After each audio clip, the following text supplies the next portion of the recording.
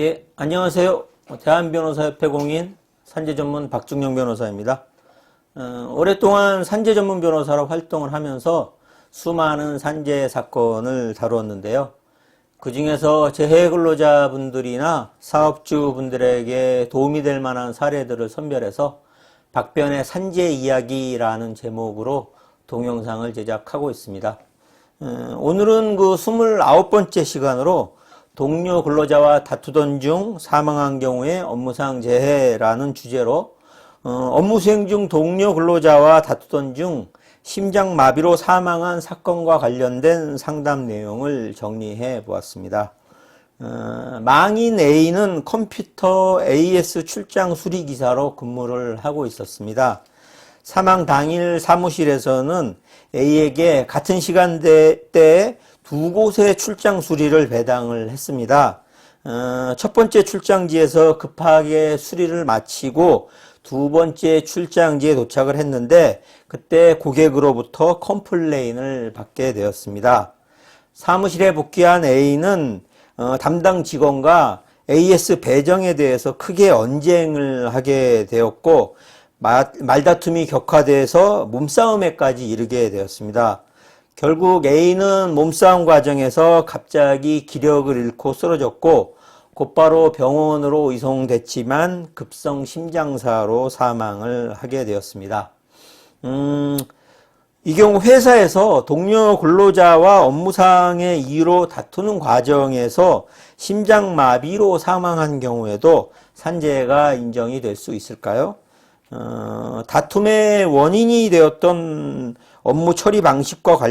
다툼의 원인이 업무 처리 방식과 관련이 있었고 A가 동료 근로자와 다투게 된 원인도 다른 근로자가 같은 시간대에 업무 배당을 하였기 때문이고 또 다툼의 장소도 사무실이었다면 이 사건 다툼은 직무에 내재하거나 통상 수반하는 위험이 현실화돼서 발생한 것으로 보아야 할 것입니다.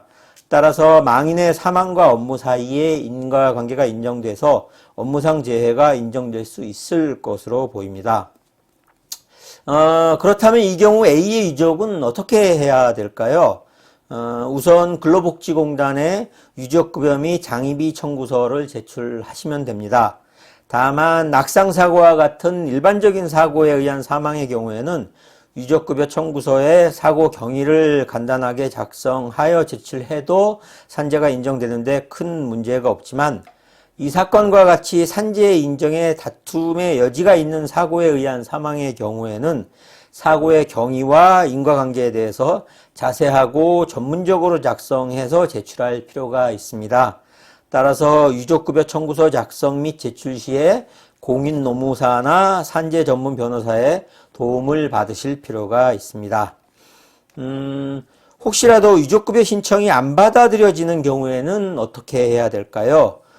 유족급여 신청에 대해서 부지급 처분이 있는 경우에는 부지급 처분 결정문을 송달받은 날로부터 90일 이내에 심사 청구나 재심사 청구를 신청할 수 있고 심사 청구나 재심사 청구에서도 기각 결정을 받는 경우에는 기각 결정문을 송달받은 날로부터 90일 이내에 행정법원에 행정소송을 제기할 수 있습니다.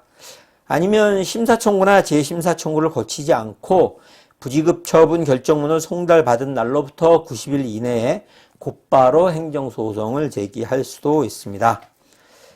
지금까지 동료 근로자와 다투던 중 사망한 경우에 업무상 재해라는 주제로 이야기를 해보았습니다. 업무상 재해 발생 시 산재 처리 절차 등과 관련해서 추가적으로 궁금하신 점 있으시면 상담 전화로 전화 주시기 바랍니다. 더 자세하게 상담해 드리도록 하겠습니다. 오늘은 여기까지입니다. 네, 감사합니다.